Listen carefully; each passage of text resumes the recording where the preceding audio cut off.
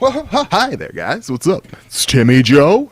Timothy Joseph, for you new folks out there. Holy jeez, we've got news today, and I wanted to jump on the train, the gravy train. Gravy train now with beef chunks. You know what? Just get it out of the set of the way, okay? I like computer parts no matter what color they are. It's much like how I don't prefer white people, blue people, black people, green people. You're all the same to me, okay? I'm a loving man for all of peoples. But Team Green versus Team Red, or Intel versus AMD, whatever I can get my hands on and play with and whatever, that's what I like, that's what I'm going to talk about, because price is a factor. I'm not Jay's 2 cents making a video complaining about the nVidia sending them too many Titan XPs, okay? I'm not Linus Tech Tips or whoever. I don't have $1 million to put. I put my own money into my system, so I can really tell you that stuff like this kind of doesn't matter to me, but at the same time, there's a reason behind it, and it's kind of cool. And this is what I'll explain. I think that nVidia is a little bit scared right now, because maybe they have some inside information that there's a whole slew of graphics cards on the horizon from their competitors that match the speed of their current lineup. A la Vega and, this new RX lineup that's coming out anytime soon. And they just watched Intel release a KB Lake that was marginally, a marginal update over Skylake, and it didn't really enthrall anybody or make anyone go, let's go get the new processor, because it was really just a modern update. And then Ryzen come out and actually get some pretty serious hype.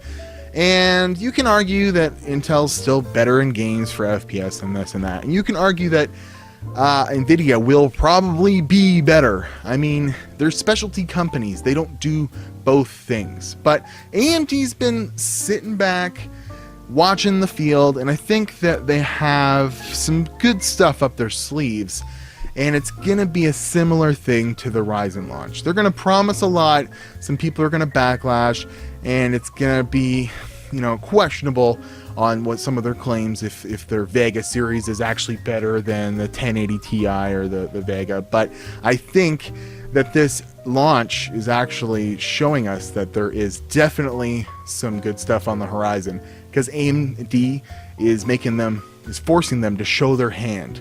Okay, I think that the 1080 Ti was maybe planned for this summer.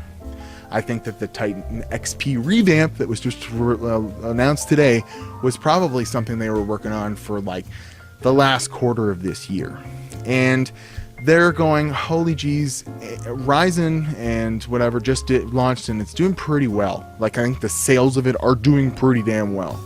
And they're worried that the same thing's going to happen with graphics cards, because there's going to be an AMD launch event for graphics cards any minute now. They just had Ryzen 5 launch, so they've got some momentum going, and you can argue whether or not they're really making a dent in things, but I think that they are personally. So I think nVidia is going, you know what, we have the R&D into these cards already, let's just blow the pants off of them, because we don't have anything in the lower tiers ready, and we're already beating the pants off of them with our 1070 and our 1060, our 1060 being like our third worst card, and it's still better than an RX 480. So let's just launch a few new high-end graphics cards to create some hype, and then we'll work backwards, which is kind of a silly thing, because AMD just did the opposite. They put out a medium set of graphics cards in the RX 480 and the 4 series that are selling pretty well,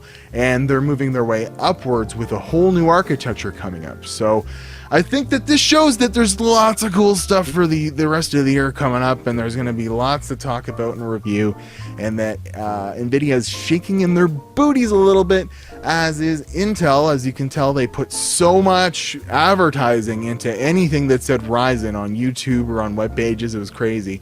So I think you can see there's going to be a big war raging, and I don't care which side I'm on. I just like the results, that we're going to get better cards, faster cards for less money, whether it's red or green. And we see that Ryzen's doing pretty well. Like Linus just did a whole thing on which streams better, you know, some of nVidia and Intel's technology versus just a Ryzen chip with a whole bunch of cores in it.